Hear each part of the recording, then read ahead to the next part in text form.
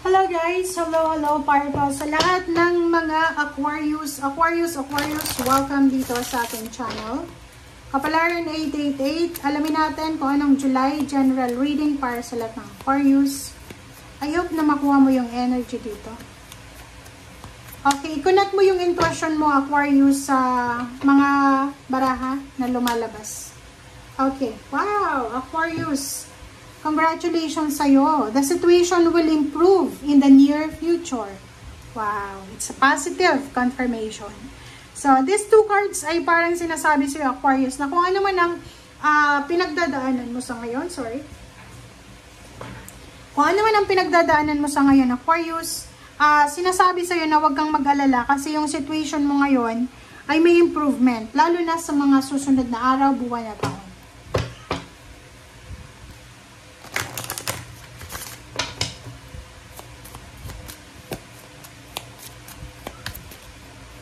Okay. Okay, two cards natin is 32-5. Nako, the moon to. And then, nakakaloka to. Aquarius, nakakaloka ka.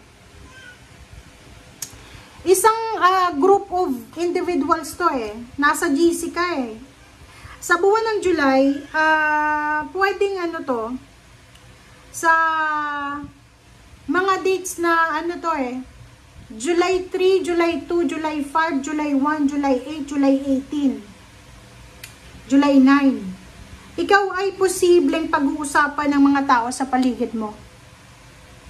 Ikaw yung subject ng chismis. Hindi ko alam kung bakit, pero may mga tao dito na natatakot sa'yo.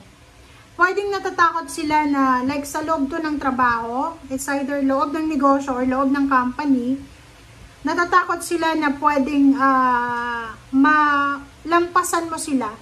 Pwedeng ma-promote ka bago sila. Or ang mga taong to ay naiinggit sila. Apat silang tao Apat ito na pinag-uusapan ka.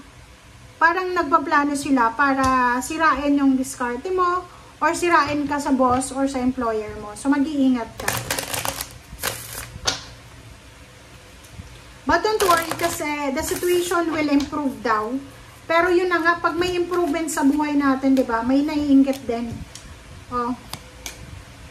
Kakaloka. Dalawa yung damon mo Dalawa. So medyo nakakatakot din siya kasi alam mo sa panahon ngayon, usong-uso yung evil eye, usong-uso yung mga traidor, backstabbing, parang ganon. Kahit nga kapamilya mo, kahit nga kaibigan mo, talagang iba-backstab ka. So, yung broken heart na to, 99 din siya, 99.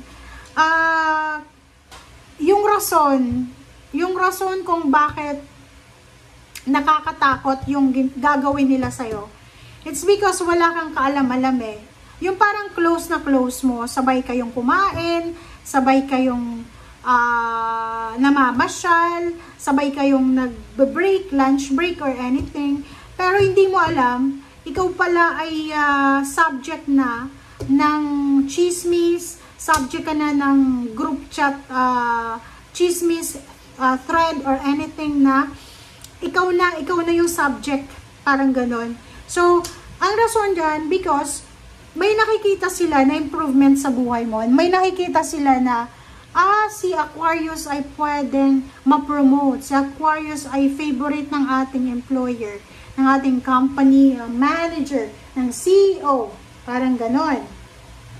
So, hinahadlangan nila Parang nag-overthink na sila Iniisip nila na, baka ma-promote si Aquarius bago tayo. So, kailangan nating sirain siya.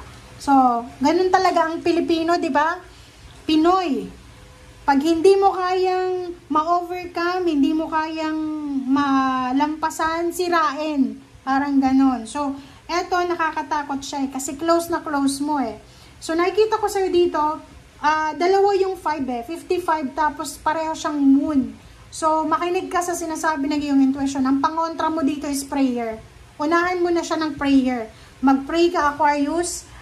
You need to pray kasi paki-comment nga sa comment section kasi meron ditong mga Aquarius na posibleng kayo ay palaging nagigising kayo sa madaling araw from 2 AM until 4 AM or 5 AM. So, pag ganun, mag-pray ka kasi pag nasa ganyang klaseng oras, 2 to 5 a.m., ibig sabihin, gusto ng Panginoon na kausapin mo siya. So, you need to ask guidance and protection from God. Archangel Michael, Gabriel, and Raphael na proteksyonan kanila sa mga taong to. Alam mo ba, napakahirap na ng panahon ngayon. 'Di ba? Pero sa Bible naman, naandyan na yun yung mga evil eye na yan, yung mga taong inggit, mga taong pwedeng makagawa ng masama laban sa kapwa because of jealousy. Pero sa panahon ngayon, sobrang ano na talaga siya, rampant na siya eh. Parang ang bilis na lang ngayon makasakit ng tao. Sa generation ngayon, parang trend na yung pagiging ungrateful. Trend na yung pagbabackstab. Tingnan mo yung sa PBB, di ba yun, nagsimula yun, nung tinitelevise na talaga yung backstabbing, ninormalize na yung backstabbing, di ba? Ako hate na hate ko yung backstabber talaga. Hate na hate ko yan eh. Pero sa'yo nakakatakot to eh. Kasi sobrang close mo eh. Sobrang masasaktan ka dyan. Sobrang masasaktan ka kasi nagtiwala ka.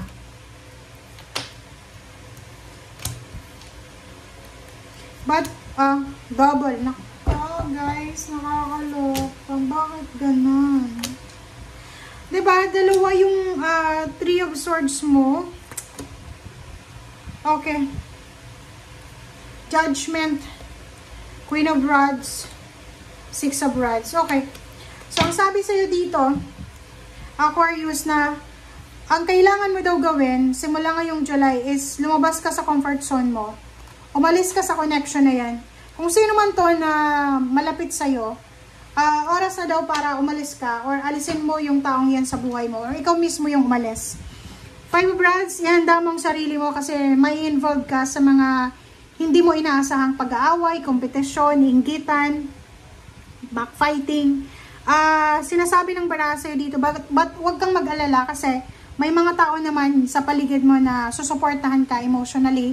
May mga tao naman na hindi maniniwala sa mga paninira nila.